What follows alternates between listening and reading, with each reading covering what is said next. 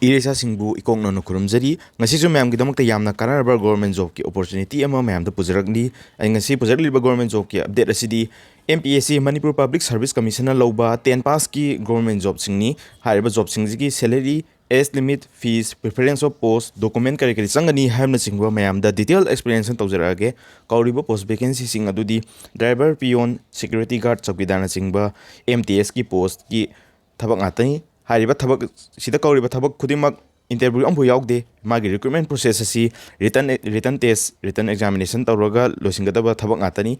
detail explanation tawjaraktriŋai da mayamna channel sibu nong thinabibu oragadi subscribe amadi like tawsinbiramu mayam gidamakta government job ka mari lainaba update amadi detail explanation sing matam chana mayamda fanganna honajarake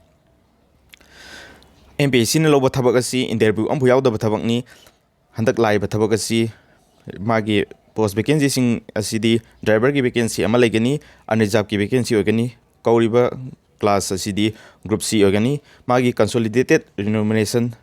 thagi salary si 9950 ogani ani suba post ta kauriba vacancy jina peon chowkidar natragana security guard ki post ni salary si 7850 ogani magi class natraga group C group D ogani number of post vacancy mari ogani unreserved ki vacancy ani legani OBC maitai ki vacancy ama legani scheduled tribe ki vacancy ama legani punna vacancy manga ogani unreserved ki vacancy ahum OBC maitai ki vacancy ama scheduled tribe ki vacancy ama ogani asida sigi MPSC na loba sigi 10 pass ki thabak asi apply taniba candidate khudimak employment exchange tagi sponsored tarokadabni ko sponsor tobogi matamdi mayam extend tarokpasu yai ko aduga magi merit list lepasi group D gi oina peon chowkidar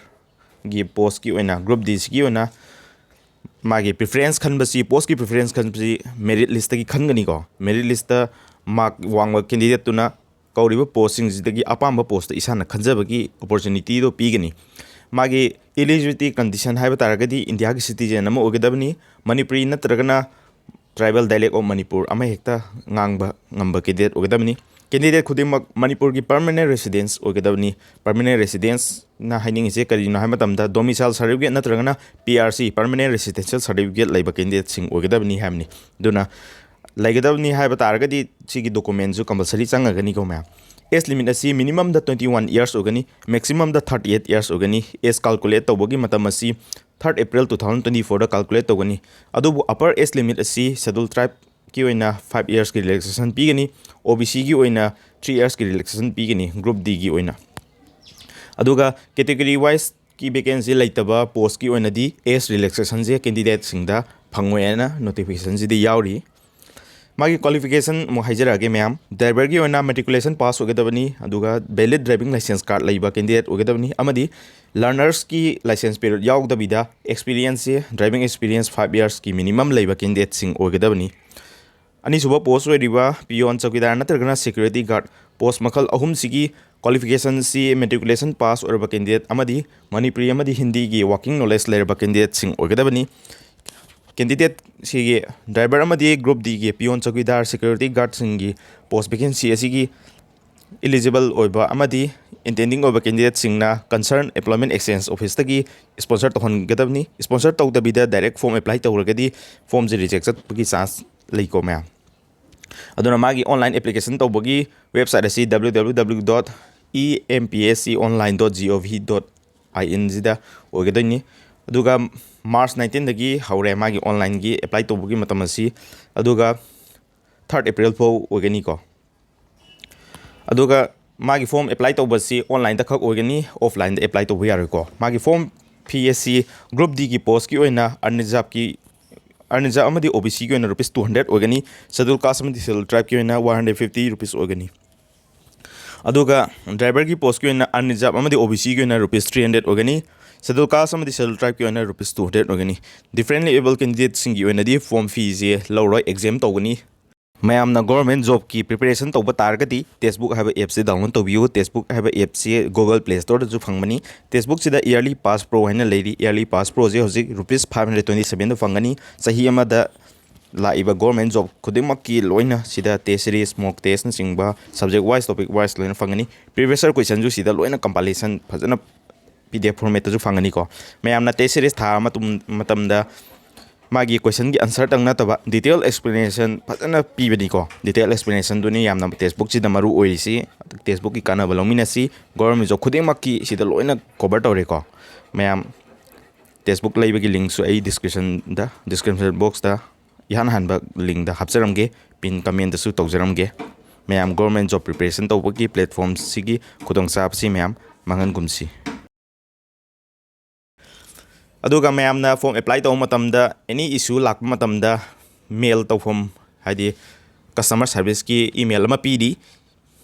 MPSC online issues@gmail.com हाइबसिदा इसागी phone number अमादि अखोइना थेंगनरिबा problem दु लोइन इरगा सिदा mail थारगा problem सिंग दु MPSC की ऑफिस की ईमेल एड्रेस सिदा थारगा प्रॉब्लम सिंग सॉल्व तौबा यागनी अदुगा फॉर्म से अप्लाई तौग्रा मतुंगदा एडमिशन सर्टिफिकेट सी MPSC की वेबसाइट सिदगी डाउनलोड तौगदबनी अदुगा कनागुमना मागी एमरी कार्ड से याउदबिदे एग्जाम थाबा लागदी रिजेक्ट तौगनी है याउरीको अदुगा मागी स्कीम एग्जाम की स्कीम से हजिक फोगी ओनदी थोक्ट्री डेट ऑफ एग्जामिनेशन जु कमीशन ना नोटिस लाक्ट्री को ला मतुंग जु आई वीडियो से डिटेल ओने मैम द सेमजरके एग्जाम की स्कीम से हजिक की ओनदी मैम हजिक तगी प्रिपरेशन तौगे हैब तारगदी SSC न लोबो MTS की एग्जाम द तौरीबा एग्जामिनेशन पैटर्न दो अदुगा मोंग चप मनरकनी सिदा मेनली फोकस पिरकदोइसी जनरल नॉलेज अमदी इंग्लिश ता हेना फोकस पिरकनी को अतई सब्जेक्ट से यारक यारक अदुबो मेनली फोकस दी जनरल स्टडीज अमदी जनरल स्टडीज अमदी इंग्लिश की पेपर सिदा हेना फोकस पिरकनी अदुगा सिगी ग्रुप सी अमदी ग्रुप डी की पोस्ट अनिमकी ओइना बाइबा बोस नत्रगा इंटरव्यू की राउंड अमबो याउदेको मागी मेरिट लिस्ट तगी लोइन खंदोइनी एग्जामिनेशन अमुक्तंग तौगदबसी सिदगी लोइन मेरिट लिस्ट लेपकदबनी मैम अदुगा मैमना चैनल सिदगी गवर्नमेंट जॉब की एक्सप्लेनेशन सिंग डिटेल नोटिफिकेशन अमदी प्रिपरेशन स्ट्रेटेजी न चिंगबा चैनल सिदा मैम लोइ फंगबिगनी मैमना एनी डाउट लेब मतमदा कमेंट सेक्शन दा हाइबिरमु मैम की इंटरेक्ट तौरनारगा मैम की डाउट सिंग दो सॉल्व तौनबई होनाजगे अदुगा WhatsApp ग्रुप सिंग की लिंक आई डिस्क्रिप्शन दा हापजरमगे WhatsApp ग्रुप सिंग याव तारगदी मैम अनौब वीडियो थोपा नत्रगा गवर्नमेंट जॉब की अपडेट अमा लाक मतमदा मयामदा याना हेक्ता फंगनी को अदुगा मयाम चैनल सी सब्सक्राइब तौ मतमदा बेल आइकन नमचिन मिरमु मरमदी गवर्नमेंट जॉब का रिलेटेड ओबा वीडियो अनौबा अपडेट पिजरप मतमदा बेल आइकन नंबीदबा तारगदी वीडियो से मिस तौगिबसु यावबो याइको अदुगा मयामना Telegram channel government job explainer T2M है अदुम थोनबनी टेलीग्राम चैनल ममिंगसु टेलीग्राम चैनल से जॉइन तबियो सिदा गवर्नमेंट जॉब सिगी नोटिफिकेशन की PDF फॉर्मेट मैम चैनल सिदा लोइना अपडेट तौजगे जॉब की रिलेटेड ओबा अपडेट सिंगजु टेलीग्राम चैनल सिदा लोइना फंगबिगनी अदुगा मैमना चैनल सिबु ग्रो तौनबो होनबदा मैमना मतेंग पांगबियु शेयर सब्सक्राइब तौबियु